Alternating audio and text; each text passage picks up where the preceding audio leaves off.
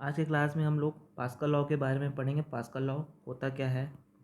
Pascal law, सबसे पहले इसका स्टेटमेंट देखते हैं। In a closed liquid the pressure applied at any part is equally transmitted in all direction and in the same amount और all direction में equally transmitted रहेगा।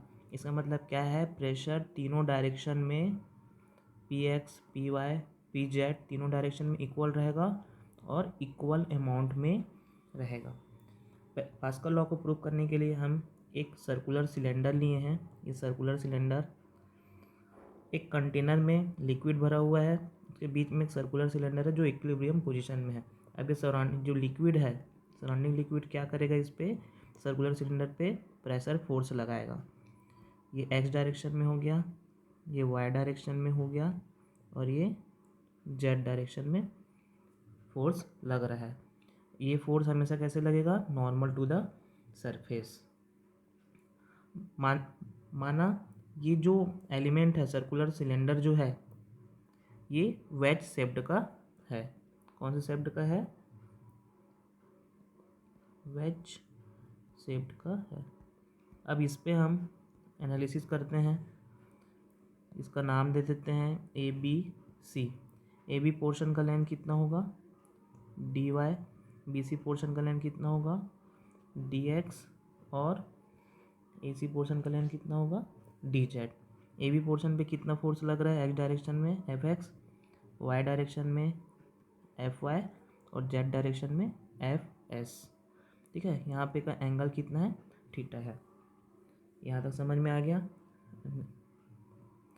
अब देखते हैं हमको इस फोर्स को रिजॉल्व करना है। ये फोर्स को कैसे रिजॉल्व कर सकते हैं? A B C. अगर ये एंगल थीटा है तो ये एंगल कितना हो जाएगा? ये भी हो जाएगा थीटा। तो ये कितना हो गया? 90 माइनस थीटा। अब यहाँ पे अप्लाइड मैकेनिक्स का कॉन्सेप्ट लगाना है। बहुत इजी है ये। सबसे पहले मैं फोर्स को रिजॉल्व करता हूँ। एफ एस फोर्स को रिजॉल्व करता हूँ। अब फोर्स और एक्सिस के बीच एंगल क्या है? 90 माइनस थीटा। अगर फोर्स और एक्सिस के बीच एंगल बन रहा है तो ये कौन सा कंपोनेंट रहता है? Cos component. ये हो जाएगा F S cos 90 minus theta. ये कौन सा कंपोनेंट हो जाएगा? F S sine 90 minus theta. ये थीटा है। यहाँ पे कॉस थीटा और साइन थीटा का वैल्यू भी निकाल लेते हैं। कॉस थीटा का वैल्यू क्या आ जाएगा? हमको पता है, लाल बटा कक्का हम पहले भी पढ़े हैं। कॉस थीटा क्या होगा? आधार बटा कर्ण। तो आधार क्या हो जाएगा यहाँ पे? D Y. कर्ण क्या हो जाएगा? D Z. ऐसे ही साइन थीटा निकालते हैं तो ये हो जाता है लंब बटा कर्ण। लंब बटा कर्ण, लंब क्या है यहाँ पे? डी एक्स है और ये डी जेड है। अब यहाँ पे हम लोग फोर्स निकालते हैं। फोर्स का वैल्यू सबसे पहले एक्स डायरेक्शन में कितना प्रेशर लग रहा है? P x. तो ये हो जाएगा एफ एक्स अपॉन ए एक्स। ए एक्स का वैल्यू क्या होगा? इसका लेंथ डी वाई है और इसका विड्थ मान लेते हैं 1 है। इसका विड्थ क्या है? 1। सिमिलरली तो एफ एक्स कितना हो जाएगा? ये हो जाएगा P X into D Y into 1। अब क्या करते हैं हम? पी वाई निकालते हैं। वाई डायरेक्शन में कितना लग रहा है? पी वाई प्रेशर कितना लग रहा है? तो पी वाई हो जाएगा F Y upon D X into 1। यहाँ पे एरिया लिख देते हैं पहले। एरिया हो जाएगा ए वाई। तो ये हो जाएगा एफ वाई अपॉन एरिया हो जाएगा पी डी एक्स इंटू 1। तो एफ वाई इक्वल टू कितना हो गया? P Y into D X.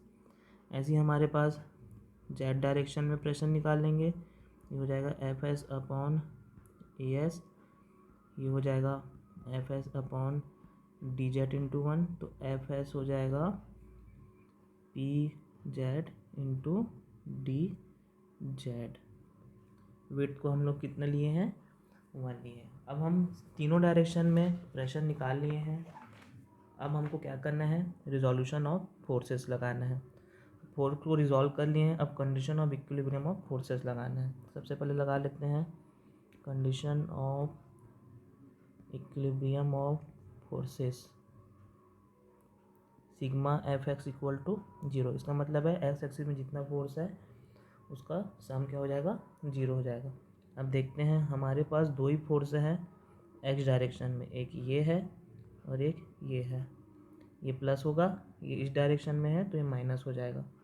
तो ये हो जाएगा F X plus F X minus F S sine 90 minus theta equal to 0। F X equal to F S sine 90 minus theta. इसको और क्या लिख सकता हूँ, F X equal to F S cos theta. अब हमने एफ एक्स और F S का वैल्यू निकाल चुके हैं। ये एफ एस का वैल्यू और एफ एक्स का वैल्यू उधर है, उसको पुट कर देते हैं। पुट करने के बाद क्या आएगा हमारे पास, ये आएगा P X into D Y और इस साइड आएगा पी जेड डी वाई और इसका वैल्यू क्या होगा, कॉस थीटा का वैल्यू हमने निकाला था, कॉस थीटा का वैल्यू है D Y upon D Z. तो हो जाएगा कॉस थीटा का value D Y upon D Z, यहाँ पे जेड था, D Z P Z D Z. यहाँ पे बस हमने क्या किया है, एफ एक्स का वैल्यू पुट किए हैं पी एक्स और डी वाई, एफ एस का वैल्यू पुट किए हैं पी जेड डी जेड और कॉस थीटा का वैल्यू पुट किए हैं। तो हमारे पास क्या है, ये आया। अब इसमें से डी जेड कट जाएगा, P X D Y P Z D Y cut गया। तो हमारे पास क्या आ गया, P X equal to P Z. ये हमारा इक्वेशन नंबर 1 हो गया। अब हम sigma F Y equal to 0 put करते हैं। वाई डायरेक्शन में जितना फोर्स है उसका सम क्या होगा, 0। देख लेते हैं कितना फोर्स है हमारे पास वाई डायरेक्शन में। एक फोर्स ये है, एक फोर्स ये है और एक वेट भी आएगा, इस पर वेट जो लग रहा है तो उसको लिखते हैं हम। तो ये हो जाएगा एफ वाई प्लस ऊपर डायरेक्शन में, ये नीचे डायरेक्शन में है, F S cos 90 minus theta minus weight equal to 0। तो एफ आई इक्वल टू कितना हो गया, F S cos 90 minus theta को साइन थीटा लिख देता हूँ प्लस वेट। वेट का वैल्यू भी निकाल लेते हैं। वेट का वैल्यू क्या आएगा, M G density equal to क्या होता है, मास बाई वॉल्यूम। तो मास कितना हो गया, डेंसिटी इंटू वॉल्यूम। तो वेट क्या हो गया, density into volume into G. Volume कितना होगा, यहाँ पे वेव शेप्ड का एरिया इंटू विड्थ। एरिया कितना है 1/2 D X into D Y into B. Width यहाँ पे 1 लिए, यहाँ पे पुट कर देते हैं। तो वेट क्या हो जाएगा, rho into 1/2 D X D Y into G. इस वेट को वैल्यू पे इक्वेशन पे पुट करते हैं। तो एफ वाई क्या हो जाएगा, F Y equal to F S sine theta plus 1/2 D X D Y rho G. अब ये जो डी एक्स डी वाई है दोनों बहुत स्मॉल वैल्यू है, दोनों का बहुत स्मॉल वैल्यू होता है, तो इसको हम लोग क्या कर लेंगे, नेगलेक्ट कर लेंगे और एफ वाई और एफ एस का वैल्यू पुट करेंगे। तो एफ वाई का वैल्यू हमारे पास क्या है, P Y into D X. F S का वैल्यू क्या है, साइन थीटा का वैल्यू क्या है हमारे पास, D X upon D Z. F S का वैल्यू है P Z into D Z. तो यहाँ पे से डी जेड कट जाएगा, क्या आएगा हमारे पास, P Y into D X और P Z into D X, P Z into D X. तो ये हो जाएगा P Y equal to P Z, D X कटा, फ्रॉम इक्वेशन 1 एंड 2 हमें क्या मिलता है, P X P Y equal to P Z. Pressure तीनों डायरेक्शन में इक्वल रहेगा और इक्वल अमाउंट में रहेगा। ये हैंस प्रूफ होता है हमारा पास्कल लॉ। इसी को हम लोग क्या बोलते हैं, पास्कल लॉ बोलते हैं। मेरे ख्याल से डेरिवेशन समझ में आ गया होगा। कुछ भी डाउट है तो आप पूछ सकते हैं।